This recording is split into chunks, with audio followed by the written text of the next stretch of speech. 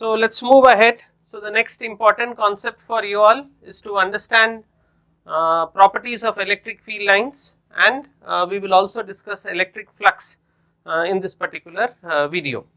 So like I told you before, field lines are imaginary lines so drawn that the tangent to them gives the direction of force on positive charge placed at that point. That means suppose there is a charge here, and if you place a positive charge at this particular point, the direction of the force on the positive charge will give you the direction of the field lines.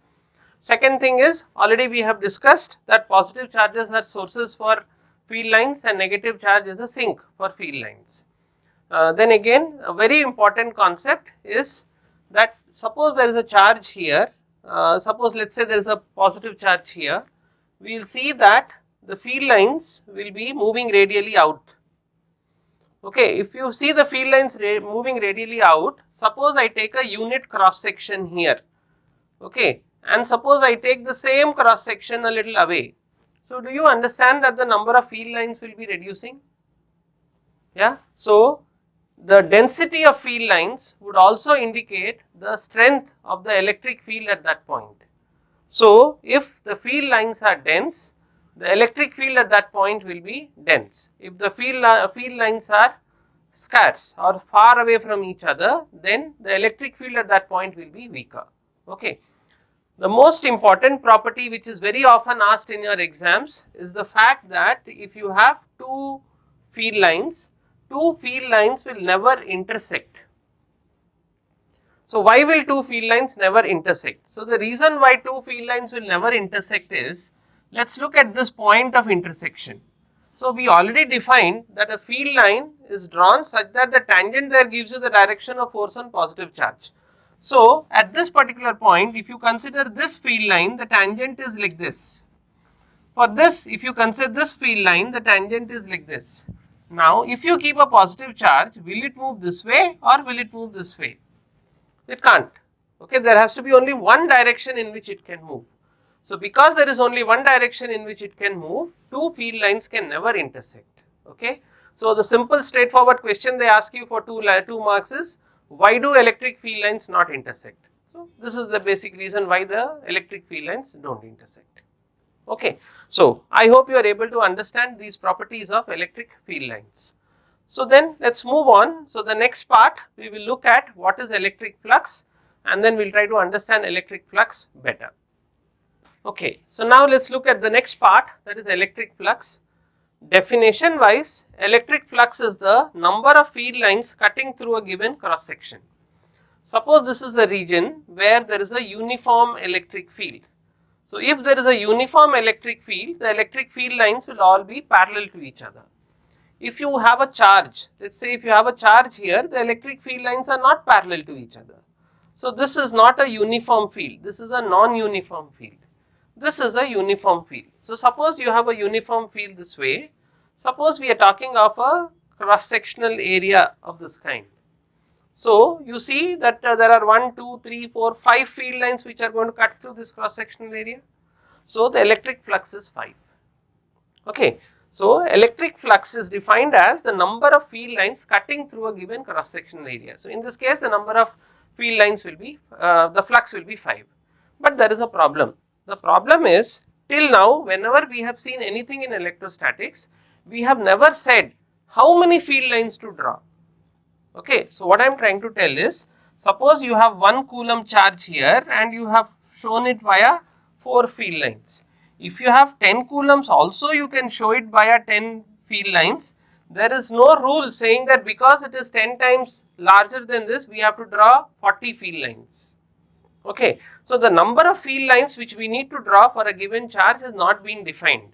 So even though in literature we say that electric flux is the number of field lines cutting through a given cross-sectional area, mathematically it cannot be explained this way. So mathematically the way electric flux is defined as, it is defined as E dot A. That is, it is the dot product. Electric field is the dot product of, electric flux is the dot product of E and A. E for electric field, A for area. So electric flux is the dot product. Because it is a dot product, electric flux is a scalar quantity.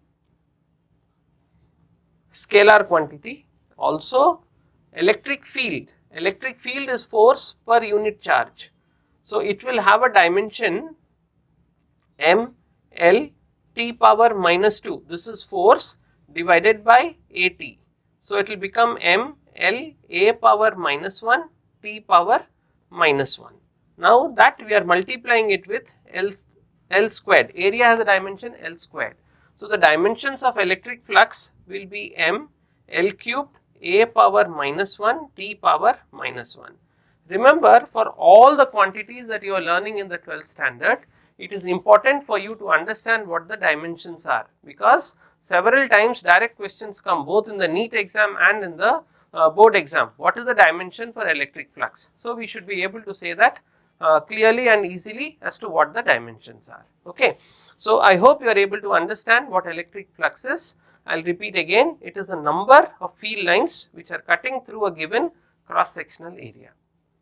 Because the number of field lines is not defined mathematically, electric flux is equal to E dot A.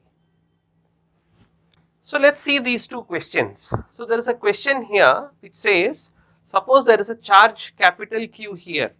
I have drawn two concentric spheres, one has a radius r and the other has a radius 2r. Suppose the flux through the first surface is S1 and the flux through the second surface S2 are given here.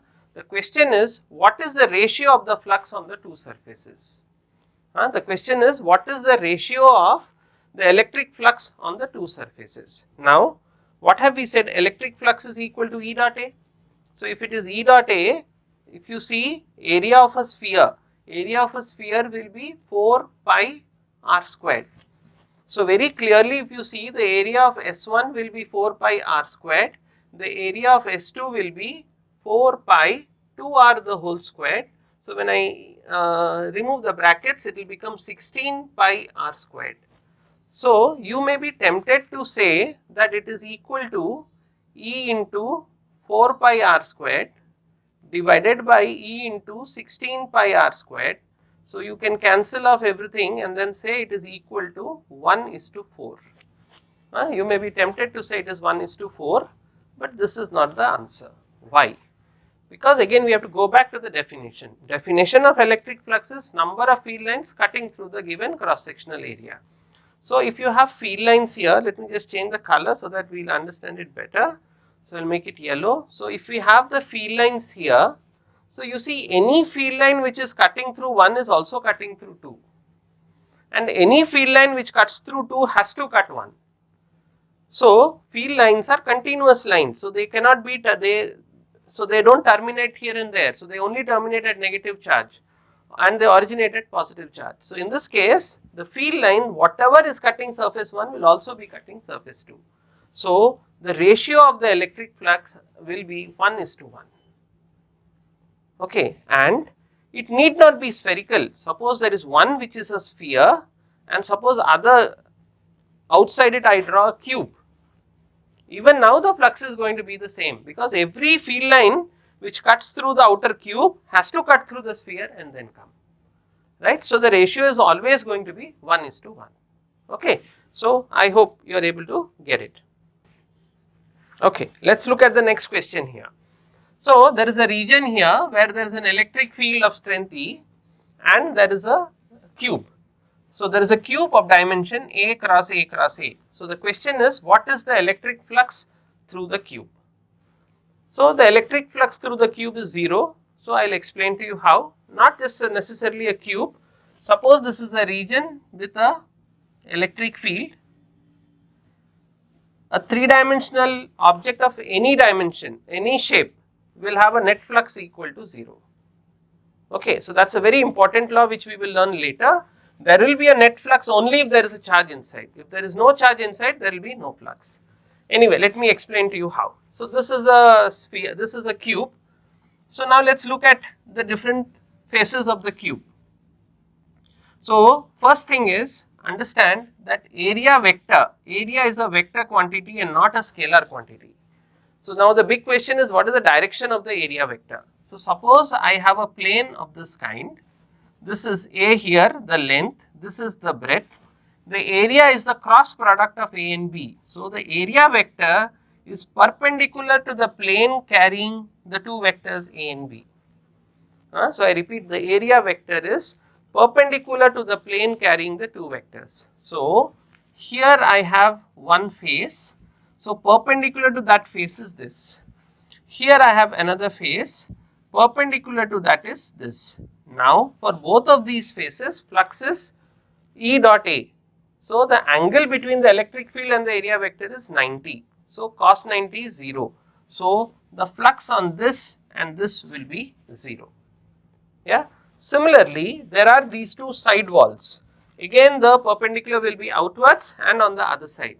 So, the flux on those two also will be equal to 0. That is, on this wall and the opposite wall, the flux will be 0. There will be some flux on this wall and there will be some flux on the opposite to this wall, which is there here. So, let us call this 1 and let us call this 2. For this particular surface, the area vector will be outside. So, E dot A will be equal to EA cos theta. So, that will be cos 180. For this one, the area vector will be perpendicular to this. For this, the flux will be EA cos 0. So, as you know, cos 180 is minus 1. Now, because cos 180 is minus 1, these two will cancel each other out and you will get that the net flux is equal to 0. So, the flux through this given cube will be equal to 0. Okay. So, in this context, I can explain to you another question quickly.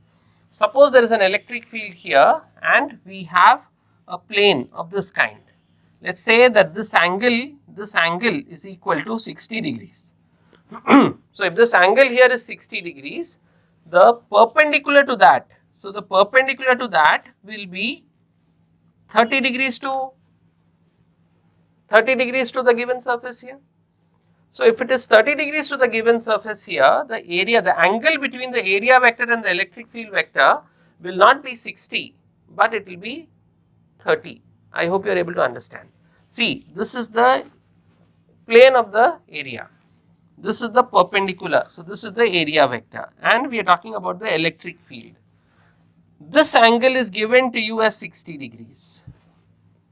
But when you do E dot A, this should be the angle between the electric field and the area vector. So, here the electric field and the area vector will be at 30 degrees and not 60 degrees as given in the question. So, the answer should be EA cos 30, and cos 30 is equal to root 3 by 2. So, the answer should be root 3 by 2 EA.